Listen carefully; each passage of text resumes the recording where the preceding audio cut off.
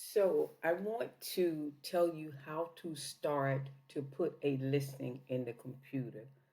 The first thing that I would do, I would go to IMAP.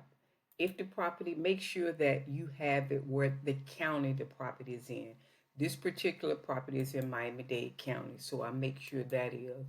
Then I'll use the address. I don't put the whole address in because if you put the whole address in and it's not identical to what's on the tax records, then it's going to come up as no search. Let's see.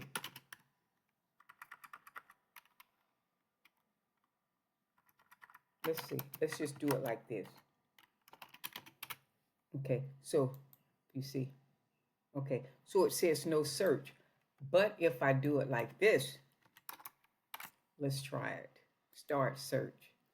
Now I have it 2025 and I have IMAP. Okay, when you're submitting your file, you definitely want to save IMAP. You want to save it, and you can save it as PDF because you have to turn that in when you have a file. Here, the owner's name. If you don't see the owner's name, then you can click the PID. The PID is the parcel number, the tax number, or the folio number. It can be called either one of those things.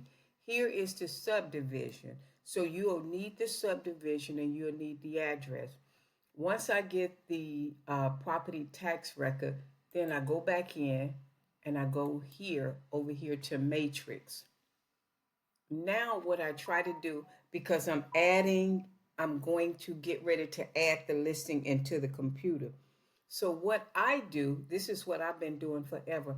I go and try to see what's listings or whatever in that area.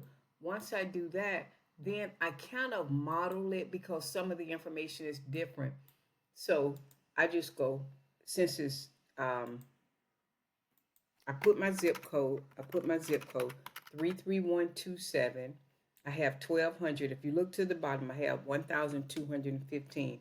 I also start to put my subdivision. So I have north. Okay. So now I'm going to come down and I'm going to take a look at those right there and see. Okay.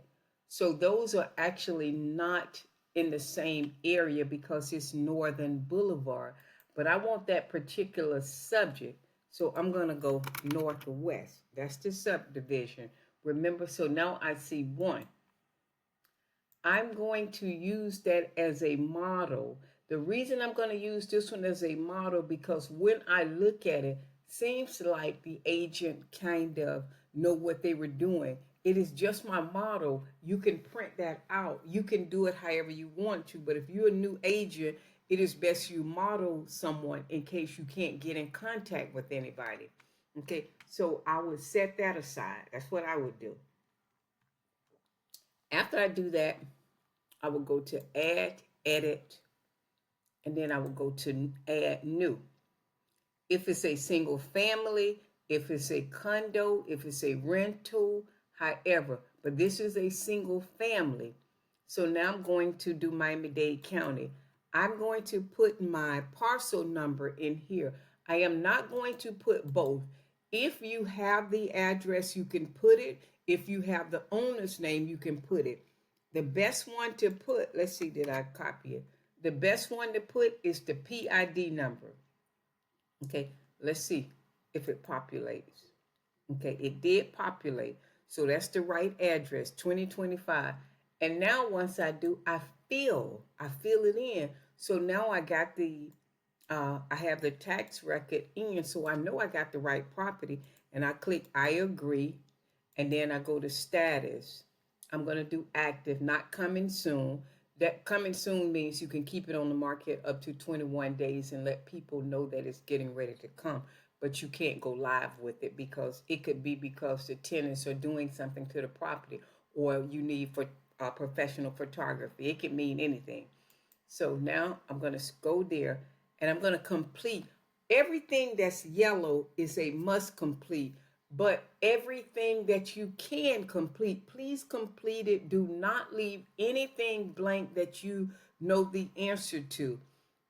Fill out as much as you can and then have your broker or your mentor or you check it. Okay. And I always get this right here. I always click get lab and loan from address so that it can register to that address. I find out the schools as well. I try to make my listings as complete as I can. Now, if I want to see the things that I have wrong, I validate. Every page I validate so I don't lose any information. Okay, every page you can even validate before. Some of these things, when you don't use them all the time, that's why you look at and you model others. If you know a different strategy, by all means do it. But this is for something for someone who just don't have another strategy. And once you complete it, then you go to the next line, to the next section.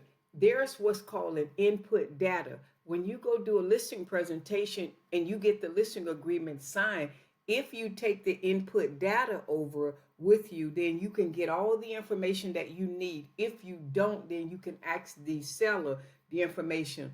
And most times I would take pictures, even if I don't use them from a professional standpoint, I would take pictures and I would take videos. So if let's say they're fans and you don't want to call the seller back, even if you had to call the seller, I would not call the seller until I get to the end where I know everything that I need to know and I'll write down all my questions at one time.